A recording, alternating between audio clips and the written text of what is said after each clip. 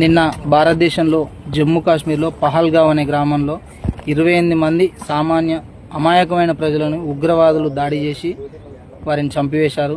దీన్ని పిరికిపంద చర్యగా భావిస్తున్నాం. దీనికి మన ఆర్మీ జవాన్ల తరపున, పోలీస్ డిపార్ట్మెంట్ తరపున, పౌరుల తరపున ప్రగాఢ సానుభూతిని తెలియజేస్తున్నాం.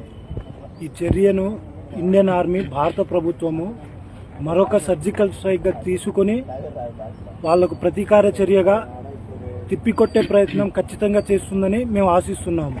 అక్కడ నేల కొరిగిన ఒక సామాన్య ప్రజల యొక్క ప్రతి రక్త బొట్టు దీనికి సమాధానం అడుగుతుంది. దానికి మన ఆర్మీ తరపున ఖచ్చితంగా జవాబు చెప్పి తీరుతాము. ఒక్కరిని కూడా వదిలే ప్రసక్తే లేదు.